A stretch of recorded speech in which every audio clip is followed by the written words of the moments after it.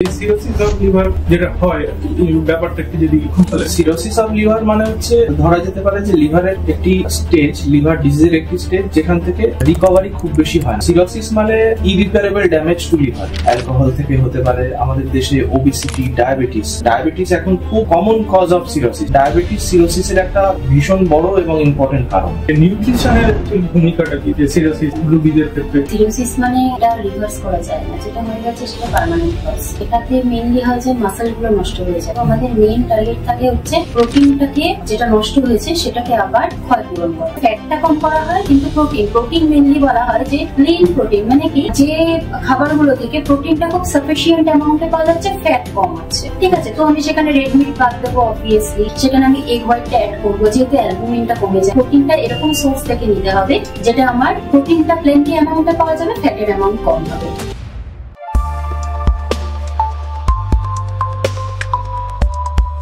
Hello everyone, podcast with সানিদের আরো একটি এপিসোডে আপনাদের সকলকে স্বাগত জানাই। আজকে আমাদের সঙ্গে একজন নয়, দুজন গেস্ট আছে। দুজন গেস্টের মধ্যে প্রথমজন হলেন স্বর্ণপদক জয়ী গোল্ড মেডেলিস্ট, অ্যাকচুয়ালি গ্যাস্ট্রোএন্টারোলজিস্ট। ইনি হচ্ছেন পেটের ডাক্তার, কল্যাণীতে প্র্যাকটিস করেন। নাম হলো ডক্টর কৃষ্ণ বণিক স্যার। স্যার আমাদের চ্যানেলে আপনাকে স্বাগত জানাই। আর আমাদের সঙ্গে আরো একজন গেস্ট আছে, আপনারা সকলেই চেনেন, সোশ্যাল মিডিয়াতে খুবই অ্যাক্টিভ, ম্যাডাম দিতি ভট্টাচার্য, যিনি পেশায় একজন বিউটিশিয়ানিস্ট। তো আজকে আমাদের যে টপিক, সেই টপিকটা মানে খুবই আলোচ্য বিষয়। ইন্টারনেটে প্রচুর প্রশ্ন থাকে মানুষের মধ্যে যে কিভাবে এই ব্যাপারগুলোকে ডিল করা হয় বা কোন ডাক্তার দেখানো উচিত বা কিভাবে হয়। সেই টপিকটার নাম হলো সিরোসিস অফ লিভার। তো আজকে আমাদের সঙ্গে যারা আছেন, একজন হলো পেটের ব্যাপারটা পুরো জানেন, আর একজন সিরোসিস হওয়ার পর নিউট্রিশনের কি ভূমিকা আছে সেই ব্যাপারটা নিয়ে আমরা একটু আলোচনা করব। তো স্যার, প্রথমে আপনাকে একটি প্রশ্ন করতে চাই, সিরোসিস অফ লিভার যেটা হয় ব্যাপারটা একটু যদি। সিরোসিস অফ লিভার মানে হচ্ছে ধরা যেতে পারে যে লিভারের একটি স্টেজ, লিভার ডিজিজের একটি স্টেজ যেখান থেকে রিকভারি খুব বেশি হয় না। তো সিরোসিস মানে ইরিপেয়ারেবল ড্যামেজ টু লিভার। এবার সেটা বিভিন্ন কারণে হতে পারে, যেমন অ্যালকোহল থেকে হতে পারে, আমাদের দেশে ওবেসিটি, ডায়াবেটিস এখন খুব কমন কজ অফ সিরোসিস। আমরা ভাবতাম যে ডায়াবেটিসে সুগার বাড়ে, হার্ট এফেক্ট হয়, ব্রেন এফেক্ট হতে পারে, চোখের সমস্যা হতে পারে, কিন্তু এটা হয়তো আমরা অনেকেই এখনো অব্দি সচেতন নই যে ডায়াবেটিস সিরোসিসের একটা ভীষণ বড় এবং ইম্পর্টেন্ট কারণ।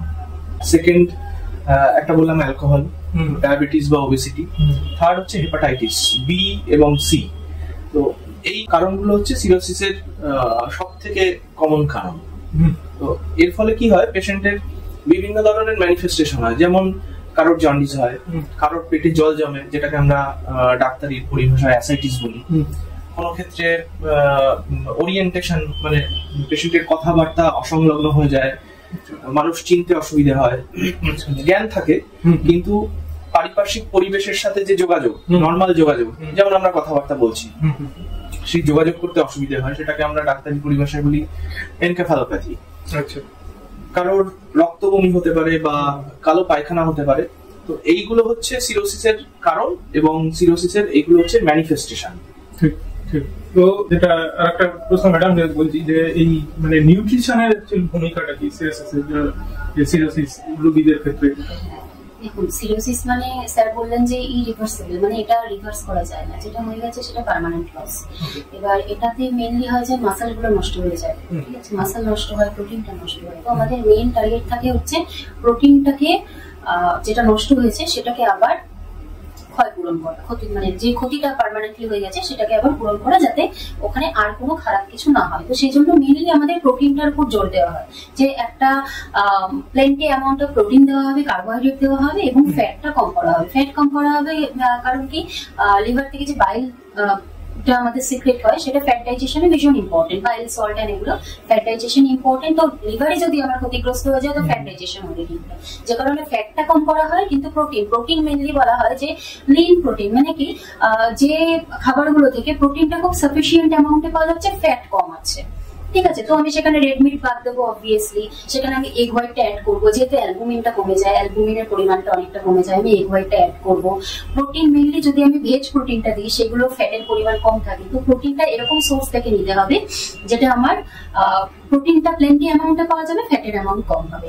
এবার আসি আমি যদি বলি কার্বোহাইড্রেট, তো এই টাইমে ডাইজেশনের প্রবলেম হয়, মেইন দেখা যায় যে নশিয়া, ভমিটিং, মানে খেতে ইচ্ছা করছে না বা ভমিট হচ্ছে বা পেটে ব্যথা হচ্ছে, তো এই কারণে ডাইজেশনটা যেহেতু প্রবলেমেটিক হয়ে যায় সেই জন্য আমরা মানে ইজিলি ডাইজেস্ট হবে, মানে খুব সহজ পাচ্য খাবার দেবো। তো মেনলি আমরা যাই হচ্ছে সফট রাইস ডায়েট, মানে গলা ভাত, যেটাকে আমি বাংলা ভাষায় বলতে পারি যে গলা ভাত দেবো, একদম সিম্পল রান্না বান্না, সেদ্ধ টাইপের তরি তরকারি দেবো, ফাইবারটা একটু কম করার চেষ্টা করবো, রিফাইন কার্ব মানে ধরুন হোয়াইট ব্রেড এগুলো আমি কম করার চেষ্টা করবো, ইজিলি ডাইজেস্ট হবে, ফ্যাট কম হবে, ঠিকঠাক অ্যামাউন্টে প্রোটিন থাকবে এবং কার্বোহাইড্রেট থাকবে, এরকম একটা ডায়েট আমরা প্রোভাইড করবো।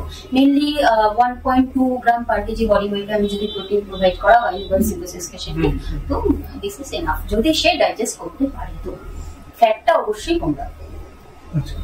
আরো একটা ব্যাপার যে লিভার সিরোসিসে যেটা হয় আমরা দেখেছি যে পেটে জল জমে যায় আর জন্ডিস একটা দেখা যায়, তো এই ব্যাপারটা কিভাবে আপনি ব্যাখ্যা করবেন?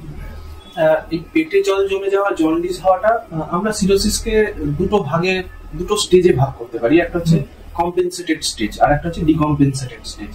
কম্পেনসেটেড স্টেজ মানে কি, যখন লিভারের কিছু ফাংশন আছে বর্তমান মানে বেঁচে আছে যে মোটামুটি কাজটা চালিয়ে নিতে পারছে, তো সেই স্টেজে কিন্তু এইগুলো ডেভেলপ করে না।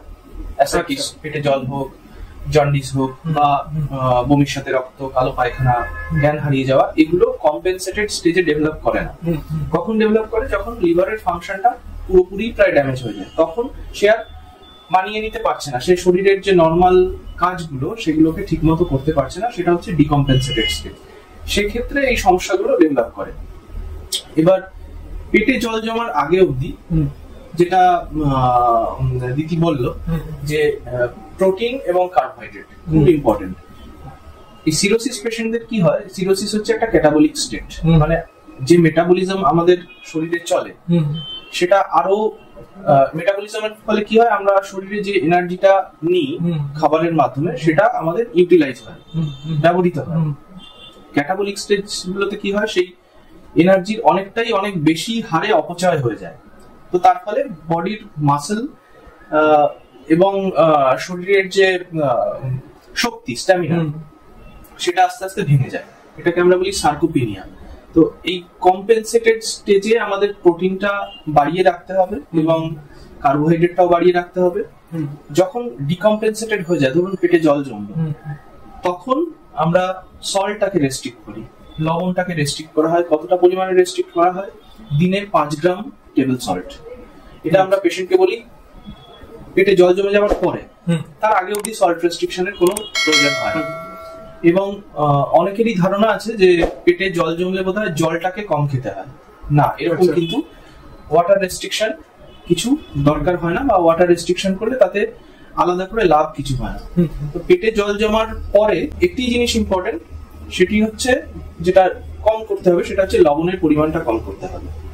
এবং পেটে জল জমার বা সিরোসিসের ইমিডিয়েট কারণ যদি কিছু থাকে, যেমন অ্যালকোহল, যেমন ডায়াবেটিস, যেমন হেপাটাইটিস, তো সেইগুলোকে ভালোভাবে ট্রিট করতে হবে। ডায়াবেটিস হলে সুগার কন্ট্রোল করা দরকার, হেপাটাইটিস হলে তার ওষুধ খাওয়া দরকার, এবং অ্যালকোহল হলে সেটা সম্পূর্ণরূপে বন্ধ করা দরকার। স্যার বলছি যে পেটে জল ম্যাটারটা অ্যাকচুয়ালি কি, মানে ওটা কোনো ফ্লুইড বা কিছু? ওটা আমাদের রক্তের একটা উপাদান, যেটাকে আমরা প্লাজমা বলি। তো সেই প্লাজমাটা কি হয়, আমাদের লিভারের মধ্যে যে রক্ত জালিকাগুলো আছে সেইগুলো সেই প্লাজমাটাকে রক্ত যে শিরা বা ধমনী আছে তার বাইরে আসা থেকে প্রিভেন্ট করে নর্মাল কন্ডিশনে। কিন্তু যখন সিরোসিস হয় তখন সেই লিভারের রক্ত জালিকার মধ্যে রক্তচাপ এতটাই বেড়ে যায় যে সে প্রেসার দিয়ে বাইরে চলে আসে, এবং বাইরে এসে কোথায় জমবে, সেটা আমাদের পেটের ভেতরে যে অর্গানগুলি আছে তার চারপাশে একটা পর্দা থাকে, যেটাকে আমরা বলি পেরিটোনিয়াম। তো সেই পেরিটোনিয়ামের মধ্যেটা হচ্ছে একটা ফাঁকা বেলুনের মতো, ওর ভেতরে জল জমলে সেটা আস্তে আস্তে ফুলবে, ডিস্টেন্ড করবে। তো প্রাথমিকভাবে একমাত্র পেরিটোনিয়ামটাই হচ্ছে এমন জায়গা যেখানে জলটা এসে জমে। পরবর্তীকালে আরো অ্যাডভান্স স্টেজে বুকে জল জমতে পারে, সারা শরীরে জল জমে যেতে পারে। জলটা হচ্ছে অ্যাকচুয়ালি আমাদের রক্তের একটি উপাদান। ঠিক ঠিক। ম্যাডামকে একটা জিনিস জিজ্ঞেস করবো, মানে এই সিরোসিস হওয়া থেকে বাঁচতে গেলে কি কি খাবার অ্যাভয়েড করা উচিত হচ্ছে? সবার প্রথমটা অ্যালকোহল, মানে ধরুন যদি মেল ধরা হয় তাহলে 60 ml, আর ফিমেল ধরলে যদি 20 ml ধরা হয়, যদি রেগুলার কনজাম্পশন একটা প্রলং পিরিয়ড ধরে, মানে অনেক দিন ধরে যদি কনজাম্পশন হতে থাকে, তাহলে সিরোসিস হওয়ার চান্সেস অনেক গুণ বেড়ে যায়। ঠিক আছে, তো সবার আগে অ্যালকোহলটা রেস্ট্রিক্ট করতে হবে। আর যেটা থাকে কিছু কমন জিনিস, যেমন ধরুন গরম কিছু খাবার খাওয়া, সেটা অ্যালকোহলটাকে একদমই বন্ধ, একদম অ্যালকোহল একদম বন্ধ করতে হবে। অ্যালকোহল কনজাম্পশনের ফলে আমাদের অনেকগুলো ভিটামিন মিনারেল যেটা আমাদের কনজাম্পশন কমে যায় বা ডিস্ট্রয় হয়ে যায়, বা অ্যালকোহল খেলে যেটা হয়েছে আমাদের অন্যান্য খাবার খাওয়ার অ্যামাউন্টটা কমতে থাকে, যে সেখানে আমার প্রোটিনের ঘাটতি হতে পারে, কার্বোহাইড্রেটের ঘাটতি হতে পারে, কারণ অ্যালকোহল খেলে বি গ্রুপের ভিটামিনটা সেটা অনেকটা নষ্ট হয়ে যায়। তো এইগুলো আমাদের ক্ষেত্রে অনেকটা ক্ষতিকর। অ্যালকোহল টোটালি স্টপ করতে হবে।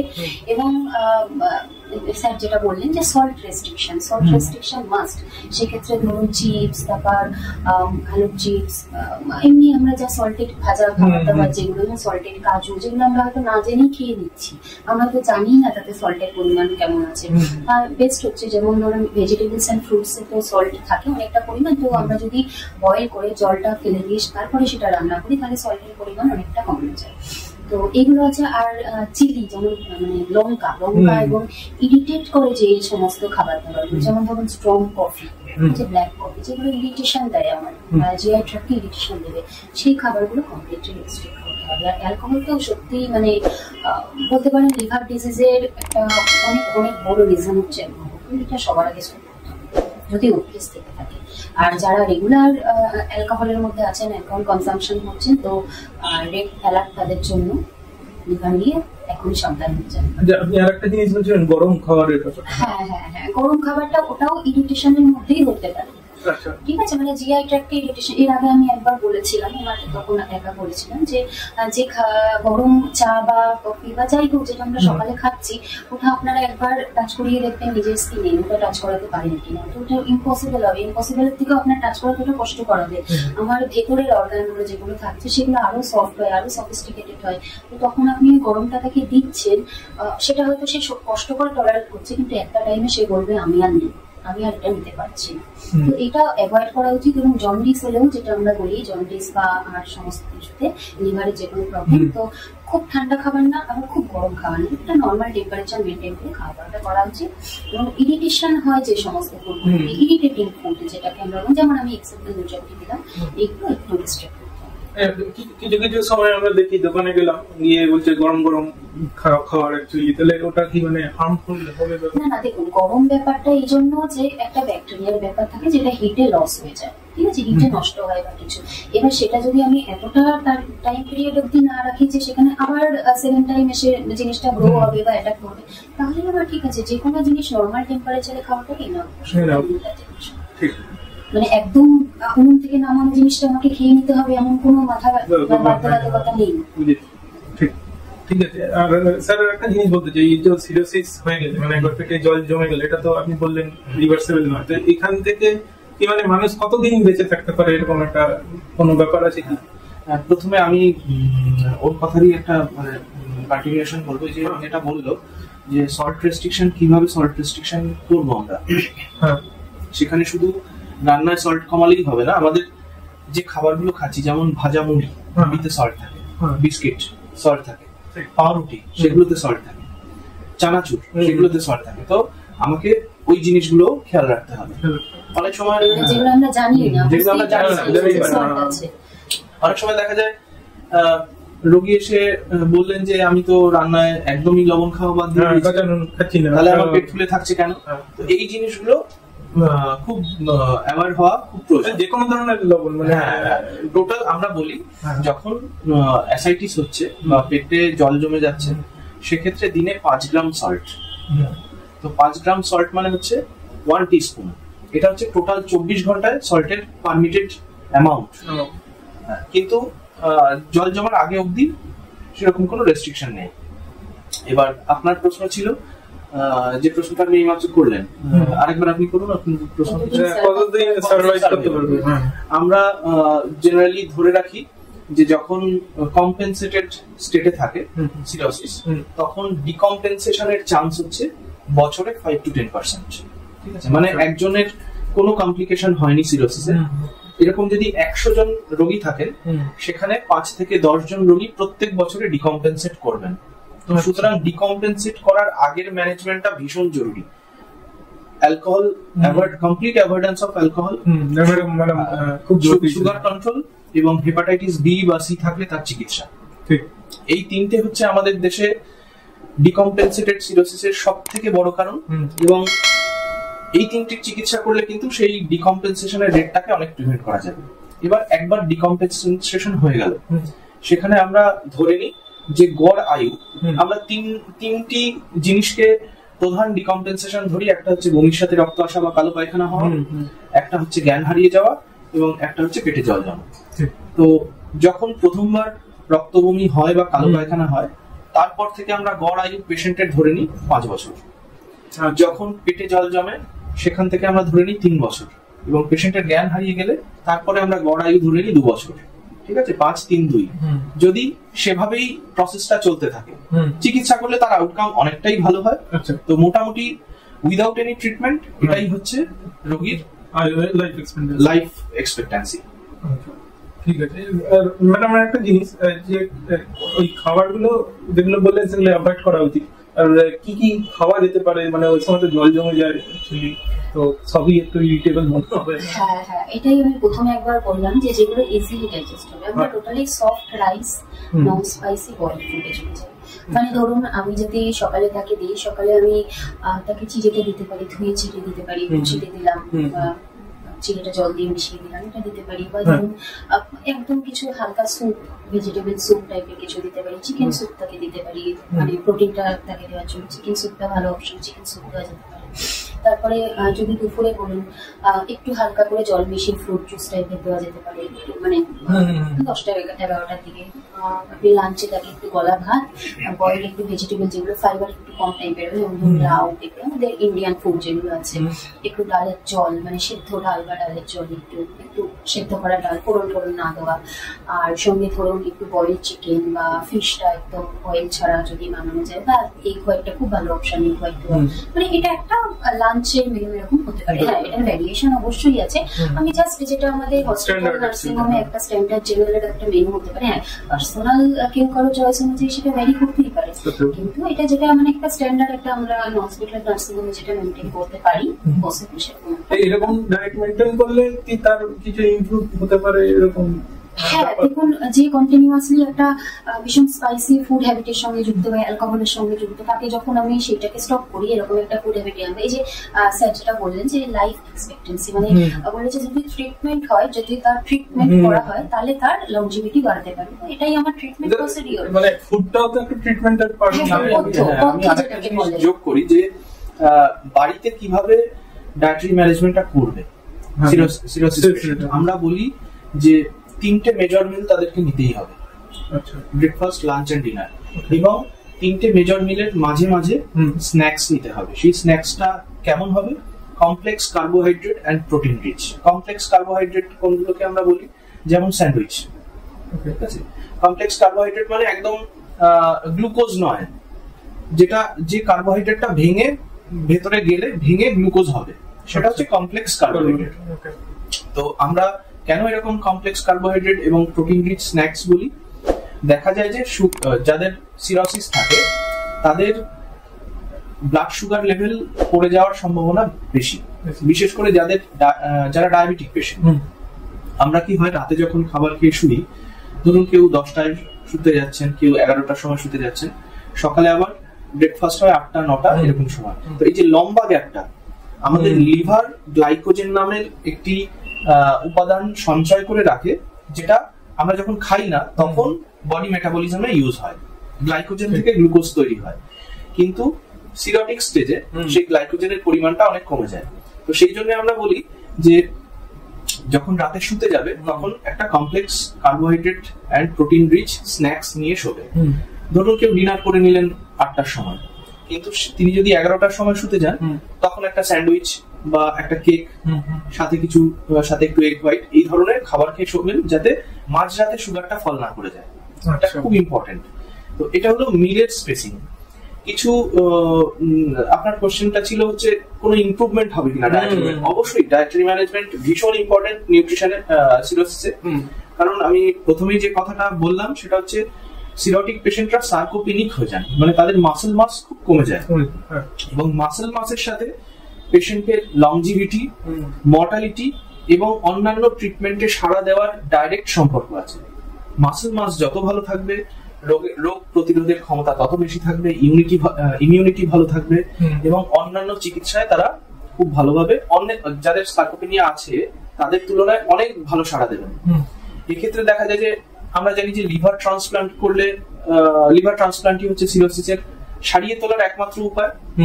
তো এই লিভার ট্রান্সপ্লান্টের আগে শরীরের মাসেল মাস কেমন থাকছে, পেশেন্টের নিউট্রিশন কেমন থাকছে, এবং লিভার ট্রান্সপ্লান্টের পরে নিউট্রিশনাল স্ট্যাটাস কেমন থাকছে সেটার উপর ডিপেন্ড করে যে ট্রান্সপ্লান্ট কতটা সাকসেসফুল হবে। এখন লিভার ট্রান্সপ্লান্টের সাকসেস রেট দেখা গেছে যে 15, 20, 25 বছরও বেঁচে থাকেন। লিভার ট্রান্সপ্লান্ট করার পর রোগী 15, 20, 25 বছরও বেঁচে থাকেন, নর্মাল লাইফ লিড করেন। তার একটি ভীষণ গুরুত্বপূর্ণ উপাদান হচ্ছে নিউট্রিশন। নিউট্রিশন না থাকলে কোনো ট্রিটমেন্টেই পেশেন্ট ঠিকভাবে সাড়া দেবে না। ম্যাডাম, মানে এই লিভার ট্রান্সপ্লান্ট করে এলেন, তারপরে কিভাবে ব্যাপারটাকে আমি কন্টিনিউশন আসি। সেটা হচ্ছে যে small and frequent meal, major meal and তার মাঝে স্ন্যাক্স এর বলি, আর sandwich good option with fibre and complex carbohydrate, কিন্তু অবশ্যই সেটা যেন ব্রাউন ব্রেড হয়। হোয়াইট ব্রেড হলে সেখানে আবার প্রবলেম। আর সল্ট ছাড়া, মানে দুটো দিকই মাথায় রাখতে হবে। এর বাড়িতে বানিয়ে নেওয়া আমার ভালো হবে। মানে আমরা যেগুলো বাইরের খাবার একদম যাতে বাড়িতে একজন নিজের নিউট্রিশনটা মেনটেন করতে পারে, খারাপ জিনিসগুলোকে অ্যাভয়েড করে, সেটাই আমরা বলার চেষ্টা করছি সেভাবে সেটা করা যায়। হ্যাঁ, এবার হচ্ছে আফটার লিভার ট্রান্সপ্লান্ট তো একদম মানে মাসেল মাসটা আমার খুব দরকার, মানে যেটা আমার লংজিভিটি দিতে সাহায্য করবে লিভার ট্রান্সপ্লান্টের পরে। মানে সিম্পল ফান্ডা হচ্ছে প্রোটিন, আমাকে প্রোটিন দিতে হবে, ফ্যাট কম করতে হবে, যেহেতু আমার লিভার এফেক্টেড। লিভার থেকে যে বাইরেটা বেরোবে সেটা ফ্যাটাইজেশন ভীষণ ইম্পর্টেন্ট, বাইরেটা না হলে ফ্যাটাইজেশন হবে না, আগেও যেটা বললাম। তো আমাকে ফ্যাট রেস্ট্রিকশন করতে হবে, এমন নয় যে পুরো আমি অমিট করে দিলাম। ভেজ ফ্যাট আমি খেতেই পারি, যেগুলো আনস্যাচুরেটেড, স্যাচুরেটেড ফ্যাটটা আমাকে কম করতে হবে। আনস্যাচুরেটেড ফ্যাট যেটা ভেজিটেবল প্রোটিন থেকে আমরা অলরেডি পাচ্ছি সেগুলো আমি নিচ্ছি, এবং একটা কমপ্লিট অ্যামাউন্টে প্রোটিন আমাকে নিতে হবে। এগ হোয়াইট বলুন, চিকেন স্টু বলুন, চিকেন স্যুপ বলুন, আর ফিশ বলুন, যে যেমন যেটা, যাতে সুগার লেভেলটাও ডাউন না হয়, এবং যে মাসেল লসটা আমার হয়েছে বা মাসেল মাসটা যেটা মেনটেন করা সেটা প্রোটিন থেকে মেনটেন হবে। আর যেটা হচ্ছে যে জল জমেটা না, তো আমাদের অ্যালবুমিন লেয়ারটা নষ্ট হয়ে যায়, যে কারণে স্কিনের নিচে বা ভেতরে বলুন যে অ্যালবুমিন লেয়ার একটা থাকে, ওটা নষ্ট। এবার অ্যালবুমিনের গুড সোর্স হচ্ছে এগ হোয়াইট, তো এগ হোয়াইটটা খুব ভালো অপশন। এগ হোয়াইট অ্যাকচুয়ালি সস্তা এবং খুব রিচ প্রোটিন। তো আমরা অনেক রকম সাপ্লিমেন্ট জানি, বাজারে অনেক রকম সাপ্লিমেন্ট আছে, কিন্তু একটি এগ হোয়াইটে 6 থেকে 8 গ্রাম প্রোটিন থাকে। তো আমাদের সিরোসিসে রেকমেন্ডেড প্রোটিন ইনটেক হচ্ছে 1.2 to 1.5 gram per KG per day. ধরুন একজন রোগীর বডি ওয়েট 60 কেজি, তো তার 75 গ্রাম প্রোটিন দরকার। দিনে যদি 4টে এগ হোয়াইট নেওয়া যায়, সেখান থেকে 30 গ্রাম প্রোটিন, 30 গ্রাম প্রোটিন চলে আসবে। বাকি ডাল আছে, সয়াবিন আছে, ভেজিটেবল প্রোটিন, যেগুলো Lin protein, source of Lin protein বললেন উনি। আর কার্বোহাইড্রেটের রেকমেন্ডেশন হচ্ছে সিরোটিক স্টেজে 35 to 40 kilo calorie per KG per day. Complex carbohydrate. তার মানে একজনের যদি বডি ওয়েট 60 কেজি হয়, সেক্ষেত্রে 230 to 240 2300 to 2400 kilo calorie carbohydrate দরকার। যখন নতুন ডিকম্পেনসেশন হচ্ছে, ধরুন কারোর প্রথমবারের জন্য পেটে জল এলো, কারোর প্রথমবারের জন্য সিরোটিক পেশেন্ট আমরা জানি, কারোর প্রথমবারের জন্য জন্ডিস হলো, সেক্ষেত্রে ডাক্তার বা নিউট্রিশনিস্টের পরামর্শ দরকার। তারা আবার সেই জিনিসটাকে ব্যালেন্স করে একটা জায়গায় এনে দেবেন, তখন সেটাকে আমরা কন্টিনিউ করতে পারি। স্যার বলছি যে এই লিভার সিরোসিস মানে কি ক্যান্সারের সঙ্গে কোনো লিংক আছে?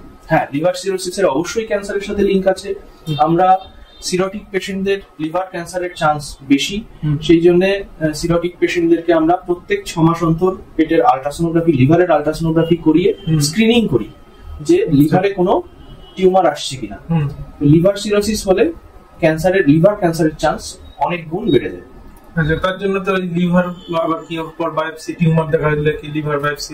আমরা প্রথমত তো এটা প্রিভেন্ট করার উপায় কি আমাদের জানা দরকার, এই মানে এই আলোচনার মাধ্যমে জানা দরকার যে আমি প্রিভেন্ট করতে পারি কি। হয়ে গেলে তো সেটা ট্রিটমেন্টের জায়গা চলে গেল। প্রিভেনশনটা কি? প্রিভেনশন আবার সেই একই কথা, alcohol, diabetes control, hepatitis B এবং সি এর ট্রিটমেন্ট, আর হচ্ছে প্রত্যেক 6 মাস অন্তর লিভারের আল্ট্রাসোনোগ্রাফি করা। এটাই হচ্ছে প্রিভেনশনের উপায়। ঠিক।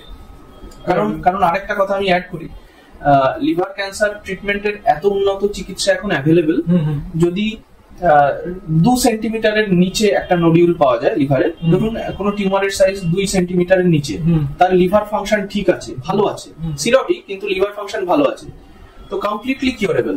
সেখানে সেই টিউমারটাকে যদি আমরা সার্জিক্যালি বাদ দিতে পারি তাহলে 80% চান্স সে কিওর হতে পারে। আচ্ছা, ম্যাডাম একটা জিনিস আমি জিজ্ঞেস করতে চাই, যে প্রিভেনশনের কথা বললেন স্যার, তো মানে প্রিভেন্ট করার জন্য অ্যালকোহল ছাড়া আর কি কি ভাবে এই ব্যাপারটাকে প্রিভেন্ট করা, মানে সিরোসিস হবে না, আমি চাই না আমার সিরোসিস, তাহলে কিভাবে এগুলো খাওয়া দাওয়া করলে আমার সিরোসিস হবে না এরকম? আমরা জেনারেলি বলি যে সিম্পল কার্বোহাইড্রেট যেগুলো, যেমন ধরুন না অনেকের ছোটবেলা থেকে এখন বাচ্চাদের অভ্যাস থাকে যে একটা পিৎজা খেয়ে নিল, একটা বার্গার খেয়ে নিল, একটা কমপ্লিট মিল হয়ে গেল, এগুলো ভীষণ ফল্টি ব্যাড হ্যাবিট, এগুলো আমাদের বাদ দেওয়া দরকার। আমরা নর্মালি যে খাবার দাবার, যেমন একদিনে মানে ব্যালেন্স ডায়েট, সুষম আহার যেটাকে বলে, carbohydrate, protein, fat, fibre, vitamin, mineral, ফাইবারটা ভীষণ ইম্পর্টেন্ট।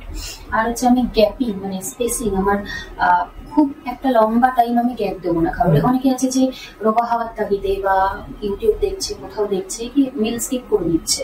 আর একটা হ্যাবিট আছে যে হ্যাঁ ফাস্টিং অনেক সময় ভালো রেজাল্ট দেয়, কিন্তু ধরুন একটা প্রলং টাইম ফাস্টিং, অনেক সময় আছে যে ধরুন সন্ধ্যার মধ্যে 6টা কি 7টার মধ্যে তারা খেয়ে নিচ্ছে, তারপরে আবার পরের দিন গিয়ে ধরুন 7টা কি 8টায় খাচ্ছে, একটা অনেকটা টাইম ধরে তার পেটে একটা গ্যাপ মানে থাকছে, মানে একটা এমটি স্টমাক থাকছে, HCl অলরেডি সিক্রেট হচ্ছে, একটা রেগুলার টাইম ইন্টারভেলে না আমাদের যে এনজাইমস গুলো আছে সেগুলো সিক্রেট হতে থাকে, পাইল বলুন বা যে কোনো লিভার এই ফ্যাট ডাইজেস্টিভ বা প্রোটিন ডাইজেস্টিভ এনজাইম সিক্রেট হতে থাকে, এগুলো আমাদের বায়োলজিক্যাল প্রসেস। তো অনেকটা টাইম গ্যাপ হওয়া যাওয়া হচ্ছে মানে ওটা আমাদের মধ্যে স্টোর হচ্ছে এবং সেটা অন্যরকম অ্যাকশন দেখাচ্ছে। সেটা হয়তো যখন আর কিছু পাচ্ছে না, আমাদের লাইনিং এর যে প্রোটিনটা আছে, যে ফ্যাটটা আছে, সেগুলোই ডাইজেস্ট করা শুরু করছে। তো মানে লম্বা আমি একটা টাইম গ্যাপ দেবো না। ইরিটেটেড ফুড মানে যেগুলো আমাকে ইরিটেশন দেয়, যেমন ধরুন আমি রেগুলার পিৎজা খাচ্ছি, রেগুলার বার্গার খাচ্ছি, বা রেগুলার আমি বিরিয়ানি, এগরোল, বাইরের খাবার খেয়ে যাচ্ছি কন্টিনিউয়াসলি, এই হ্যাবিটগুলো ঠিক না। বা বাড়িতে অতিরিক্ত তেল ঝাল মশলাযুক্ত খাবার, যে কোনো জিনিস অতিরিক্ত খাওয়া মানে ঠিক নয়। আমি ফ্যাট আমার যদি 20 গ্রাম পার ডে দরকার হয়, আমি সেখানে অতিরিক্ত তেল দিয়ে, ফ্যাট দিয়ে বা রেড মিট খেয়ে আমি সেটাকে 70 থেকে 80 গ্রাম নিয়ে যাচ্ছি পার ডে। তো তখন তো আমার লিভার বলবে যে আমি আর পারছি না বাবা, এই অবধি, ঠিক আছে। তো এটা একটা আমাদের মেনটেন করতে হবে। আর হেলদি লাইফস্টাইল, হেলদি লাইফস্টাইল খুব ইম্পর্টেন্ট। অ্যালকোহল যার মধ্যে গেল, সল্টি খাবার দাবার গেল, আর পর্যাপ্ত পরিমাণে ঘুম, টেনশন ফ্রি জীবন, পর্যাপ্ত পরিমাণে ঘুম, এটা কিন্তু ভীষণ ভীষণ ইম্পর্টেন্ট। আমি যাই করি না কেন, আমি ঠিকঠাক খাওয়া দাওয়া করলাম বা কিছু করলাম, আমি যদি ঘুম না হয় বা আমি যদি খুব স্ট্রেস থাকি, টেনশনে থাকি, ক্লিনিক্যাল জিনিসগুলোতে স্যার বললেন যে ডায়াবেটিক কন্ট্রোল বা এগুলো তো সবকিছুই আছে। মানে ওভারঅল আমাকে একটা প্রপার হেলদি লাইফস্টাইল মেনটেন করতে হবে, সেটা ফুড হোক বা আমার লাইফস্টাইল হোক। এক্সারসাইজ খুব ভালো, যদি আমি ফ্যাটি হয়ে যাই, বেসিটি হয়ে যাই, রেগুলার একটা এক্সারসাইজের মধ্যে থাকি। এক্সারসাইজ করলে আমাদের এক্সট্রা গ্লাইকোজেন এবং ফ্যাটটা যেটা ফ্যাটি লিভার ও সিরোসিসের কারণ হতে পারে, সেগুলো আমি বডি থেকে আউট করবো। জলটা ভীষণ রকম ইম্পর্টেন্ট। মানে আমার দেহে টক্সিক মেটেরিয়াল বা অনেক সময় না হঠাৎ করে ওয়েট লস করতে গেলে তখন যেটা হয়, তখন লিভারের কিছু প্রবলেম হতে পারে বা ফ্যাটি লিভার বা সিরোসিস, এটা এই স্টেজ অবধি যেতে পারে। হঠাৎ করে আমি ওয়েট লস করতে যাচ্ছি, তো ওই যে টক্সিক মেটেরিয়াল গুলো আমার মধ্যে চলছে বা রেগুলারলি আমার যে বডিতে জিনিসগুলো জমছে, আমি যদি জল খেয়ে সেগুলোকে বাইরে না বের করি, তখন আমার সেগুলো জমতে জমতে একটা সময় ফ্যাট পার্সেন্ট। জন্ডিসে হোক বা সিরোসিসে হোক, আমরা বলি প্লেন্টি অফ ওয়াটার, মানে হাইড্রেটেড, নিজেকে হাইড্রেটেড রাখতে হবে, ঠিক আছে। তো জলটা ভীষণ রকম ইম্পর্টেন্ট। ফ্রুটস আমি এমন কিছু খেতে পারি যেগুলোতে জলের পরিমাণ বেশি আছে, এইভাবে জিনিসটা মেনটেন করতে হবে। স্যার একটা জিনিস জিজ্ঞেস করতে চাই, আর আপনার কাছে যে পেশেন্টরা সিরোসিস নিয়ে আসে, মানে কি সিমটম নিয়ে আসে? সিরোসিসের সিমটম অনেক ক্ষেত্রেই দেখা যায় যে, যেমন বললাম, কম্পেনসেটেড এবং ডিকম্পেনসেটেড দুটো স্টেজ থাকে। তো কম্পেনসেটেড স্টেজে দেখা যায় যে পেশেন্ট অ্যাসিম্পটোমেটিকই থাকে, কোনো রকম লিভার সংক্রান্ত কোনো রকম সিমটম হয় না। সেক্ষেত্রে আমরা কিভাবে বুঝি যে লিভারের সিরোসিস থাকতে পারে? এক হচ্ছে লিভারের এনজাইম, যেগুলো এলএফটি টেস্টের মাধ্যমে আমরা পাই, যেমন এসজিওটি, এসজিপিটি, বিলিরুবিন, এগুলো বেড়ে যেতে পারে। অ্যালবুমিনের পরিমাণটা কম থাকতে পারে। ব্লাডে প্লেটলেট কাউন্ট বা অনুচক্রিকা নামে একটি কম্পোনেন্ট থাকে, সেই প্লেটলেট কাউন্টটা কম হতে পারে। অনেক সময় আল্ট্রাসোনোগ্রাফি করলে দেখা যায় যে লিভারের কিছু অ্যাবনর্মালিটি পাওয়া যায় আল্ট্রাসোনোগ্রাফিতে। লিভার এবং স্প্লিনের কিছু প্লীহা, এই দুটি জিনিসের কিছু অ্যাবনর্মালিটি পাওয়া যায়। তখন আমরা সন্দেহ করি যে সিরোসিস হতে পারে, এবং তার সাথে যদি কোনো একটা রিস্ক ফ্যাক্টর থাকে, যেমন কেউ অ্যালকোহল কনজাম্পশন করছে, কারো ডায়াবেটিস আছে, কারো হেপাটাইটিস বি আছে, এই ব্যাকগ্রাউন্ডে যদি এই ধরনের টেস্ট রিপোর্ট আমরা পাই, তখন আমরা বুঝতে পারি যে সিরোসিস হতে পারে। তখন আমরা পরবর্তী ধাপের জন্য টেস্টের জন্য এগোই। আর ডিকম্পেনসেটেড স্টেজে খুব অবভিয়াসলি পেশেন্ট সিমটম নিয়ে প্রেজেন্ট করেন, যেগুলো বললাম, কারো শরীরে রক্ত কমে যাচ্ছে, বা ভিজিবল ব্লাড লস হচ্ছে, ব্লাড ভমিটিং হচ্ছে, বা কালো পায়খানা হচ্ছে, কারোর জন্ডিস হচ্ছে, বা পেট ফুলে যাচ্ছে, কেউ হয়তো অজ্ঞান হয়ে গেলেন বাড়িতে। তো এইগুলি হচ্ছে ডিকম্পেনসেট করে যাওয়ার লক্ষণ। আর কম্পেনসেটেড স্টেজে আমরা সন্দেহ করি কিছু ক্লিনিক্যাল ফিচার এবং কিছু টেস্টের উপর ভিত্তি করে, তারপরে আমরা পরবর্তী ধাপের জন্য এগোই। ঠিক আছে, তো আজকে আমরা মোটামুটি তো এগুলো জানতে পারলাম যে নিউট্রিশনের কি ভূমিকা আছে বা কি আছে। আমার মনে হয় ইউজাররা যারা দেখছেন তারা বুঝতে পেরেছেন যে কিভাবে ব্যাপারটা হয়, কি সিমটম থাকতে পারে, নিউট্রিশনের কতটা গুরুত্ব আছে।